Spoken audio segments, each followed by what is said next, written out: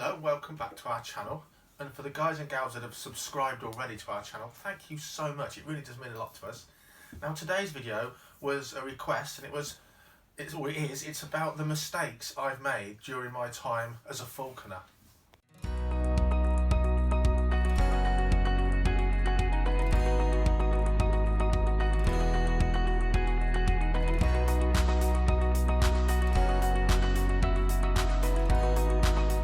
So you guys know, if you watch our regular channel and our videos, that we've said this before, you know, sometimes we realise we can seem condescending or patronising or kind of high and mighty of how you should do things. But as we've said before many times, we're giving you the benefit of our stupid mistakes and things that have gone wrong. Not because we're patronising, but because it saves you making those same mistakes yourselves. We've made mistakes, it's cost us dearly. In some instances, it's even cost the lives of birds.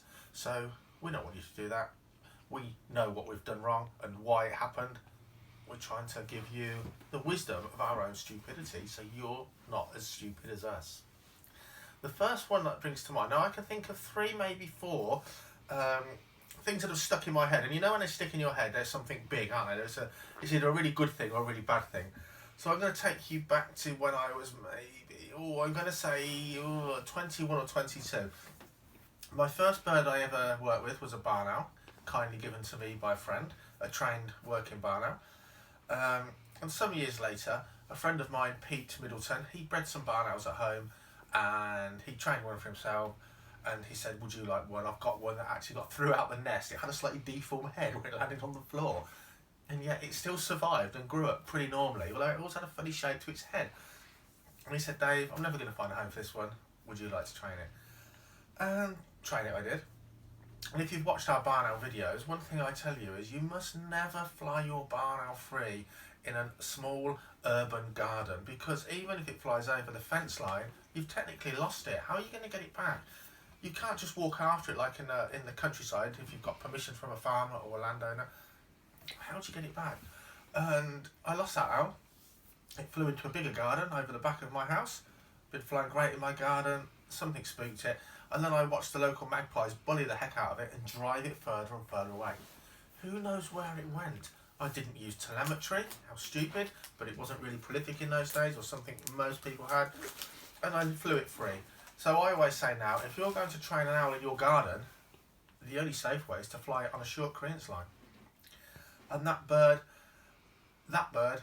actually, I'm going to say, died. It never turned up. It was never found. And a young barn owl in an urban environment is more than likely going to be killed by crows and other other corvids. So, stupid mistake, completely avoidable. I'm going to say, more than likely, it cost that bird its life. Totally avoidable. That wasn't a good thing. It's not something to be proud of. But again, this is warts and all. The second one, in chronological order, that sticks in my mind, and it's by far, well, it's the potentially worst one. We always say nowadays as falconers, if you're flying birds of prey free and you're not using telemetry, you're an idiot, because an accident is waiting to happen with your hawk, and the hawk will pay the price, much like the barn owl incident. As an eagle falconer, the onus is on you to be really top of your game and to be sort of past the point of reprisal from other people. You should really be doing everything correct all of the time. And of course, we're human, we still make mistakes. People always make mistakes, but if you're getting to the level you're flying an eagle free, you really need to be really on it and really OCD about everything you're doing, really methodical. Going back, I'm going to say 4 years off the top of my head, I took Zeus out and I changed his swivel, and I couldn't get a new swivel to replace the one I had. They're kind of like a really stout Sampo swivels for eagles. They're quite small, in line with the braided equipment. Work a treat. Couldn't get one for love nor money anymore, and I had to just go with an everyday eagle swivel, which for me tended to be far too big, and then the sort of thing you could sort of anchor the Titanic with or something. And I actually got Zeus out of his box. As always, went through my usual routine out in the flying field, turned the transmitter on, got that ready, got his flying jesses ready. And as I was changing this swivel, absolutely cursing. It was so big, it was fiddly and hard to take off the jesses. really cursing it. It kind of wound me up, and I was sort of mumbling and swearing to myself. Off I went. Zeus flew a hare. Very, very, very windy day. Over a hedge line, downwind. It was quite a way before I could get through the hedge to see where he is. Now, normally he's caught his prey, or he's just sitting in the middle of the field waiting for me to catch up with him and come and find him. He won't usually fly back a long way into the wind if he can sit there and wait for me to go and find him. He's not that stupid.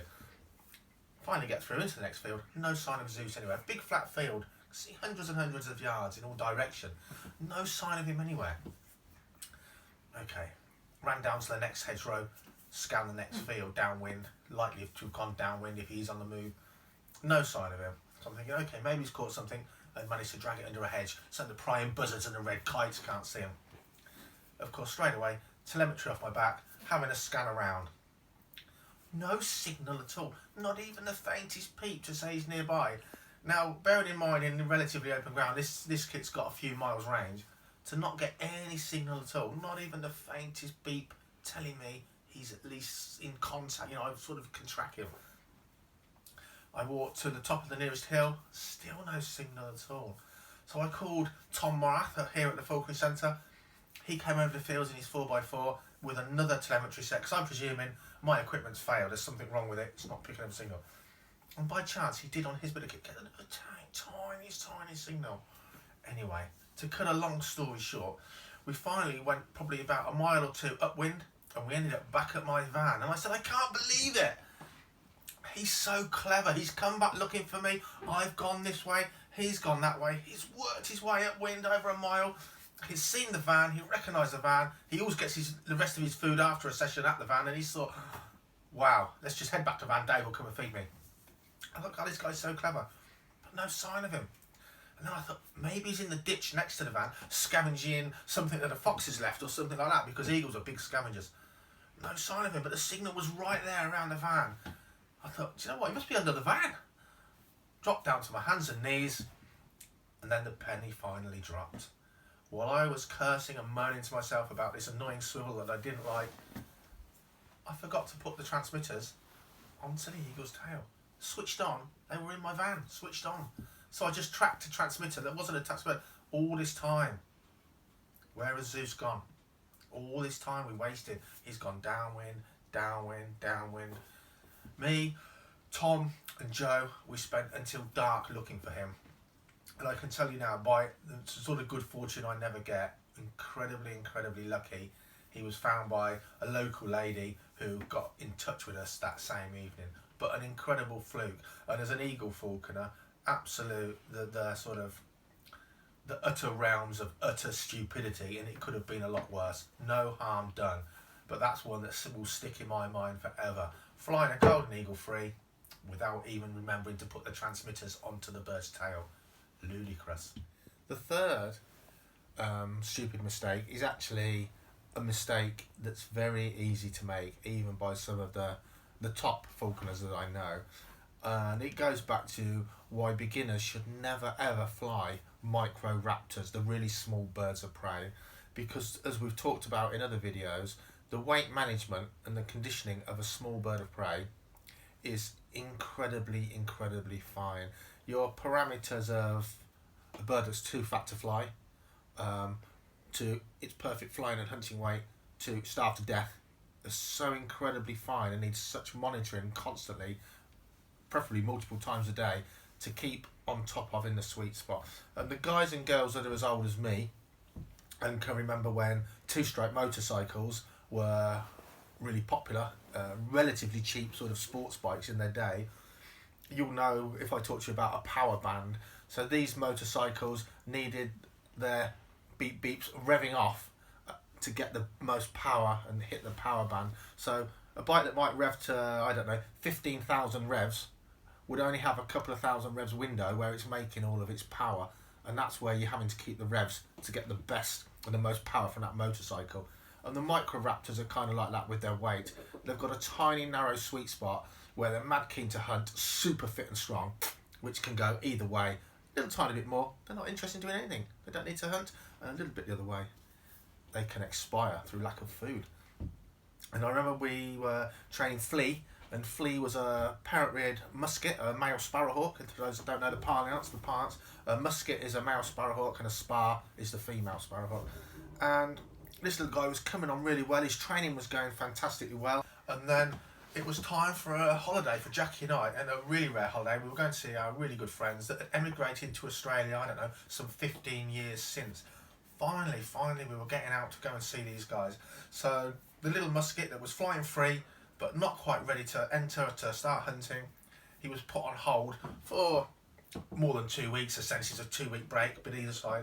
And this little guy that was coming along and learning the ropes, after, let's say, a 3-week break, when I returned, lost his head, as a musket or a male sparrowhawk can do. He just reverted to being kind of wild in himself, even though he was captive bred, and really forgotten absolutely everything we'd done on his training.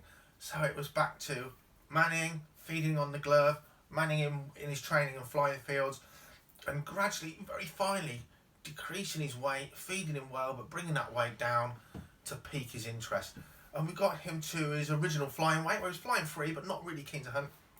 And still really, one day he was okay, the next day he didn't even want to know me. Do you know what? He was more interested in flying onto the floor and killing dead leaves and flowing around. What do dead leaves do? Blowing, that's what they do, blowing around in the wind. So really unresponsive. Tweaked his weight down a tiny bit more just to get a tiny bit of wedge on his appetite. Bearing in mind this was still autumn, it was still warm really. Took him out to a flying field. This guy flew instantly when I wasn't looking, came straight back to me, landed on my back because my arm wasn't up, going all angsty, and then basically had a fit and fell on his back. And that classic signs of you've took a micro-raptor underway. That last flying and that little bit of attitude actually burnt the last bit of fuel in his tank. Rushed him home, keeping him warm in my hands, although it wasn't a cold day. Rushed him home, and luckily I could just manage. He'd stood up and he'd just take a bit of food, so we put a bit of Red Bull, seriously, into a saucepan, just warmed it through, it takes the fizz out of it, dipped tiny little bits of food, we're talking tiny bits, and he just managed to get him to take a couple of bits. If he hadn't have done that, we would have had to crop tube him with some warm Red Bull, and that would have kicked his energy levels straight up.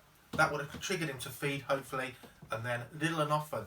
Now, the easiest mistake to make when you get a micro-raptor that goes low in condition or underweight is, if it does eat, is to let it gorge itself. Oh, thank goodness he's eating.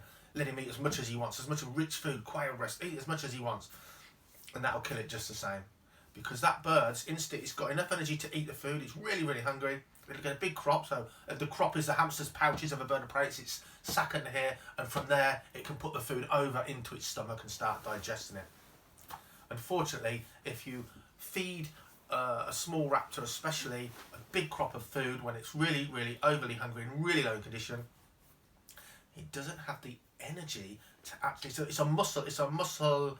It uses muscle power to move some food from its crop down into its stomach, and it doesn't have the energy to do that. So you've just fed this bird lots of food, but it can't actually get it into its stomach where it needs it to produce the energy to live, and they die, because although you've just fed them. So you have to feed these little birds, if they go low in condition, little bits of food, not too rich food. Obviously no castings. They don't want things like fur and feather, nails and teeth. They can't digest that anyway. That's a waste of energy. And when that crop's being put over, that little tiny crop, into their stomach, then you can give them a bit more food. And when that's been put over into their stomach, a little bit more food. And the first thing with most animals, really, probably not, I don't know, what can we think of that lives in ice? Do you know, probably even ice-ridden creatures that live in the snow. The first thing of first aid for most animals, get them somewhere warm and get them somewhere dark. Because for most animals, not all, darkness keeps them calm and warmth is a lifesaver. They're not having to use as much energy to keep their body temperature up. So for sure, micro-raptors, not for beginners. They're for the experts, and the experts that have plenty of time. Let me just have a think if there's a fourth that really sticks in my mind. Well, I don't really know why I had to think of if there was a fourth that sticks in my head. Of course there was. The fourth one's only just happened, and it really goes to show that you learn from your mistakes, and unfortunately it doesn't always mean you're immune to making other stupid and unnecessary mistakes. So of course the fourth And final one in this episode of Stupid Mistakes is all about wingtip oedema and the story of Jeremy, one of our Harris Hawks here at the Falconry Centre. Now, I'm not going to even go into that story, it's still red raw, but for sure, if you've been watching our vlogs, you'd have sort of followed the story of Jeremy's demise and how stupid and unnecessary it was. And if you check out this video over here, could be over here, but it's probably going to be there. If you check over this video here, you'll learn a little bit about wingtip oedema and really how to prevent it from happening, or certainly some really good ideas that'll stop your birds suffering that unnecessary condition that certainly probably way too many birds of prey suffer from in the hands of falconers in the cold, wet conditions of an English winter or a British winter. It's all unnecessary, and I implore you to work around that problem so your birds never suffer from such an illness. Thanks for watching. I hope it gives you an insight into the fact none of us are fallible, but also gets you, really importantly, if you have got birds of prey, you are a falconer, you're an aspiring falconer, it gets you thinking, because the best thing about falconry or any animal keeping is keep your mind thinking. Look at things, assess them. Is that a problem? Have I got away with this but only because I'm lucky, or am I doing everything as good as can be for my animals to prevent anything bad happening to them that I can work out, think about, imagine? Always change stuff around if you think it needs it or may need it. Give it a try. Try something better if you can. Subscribe.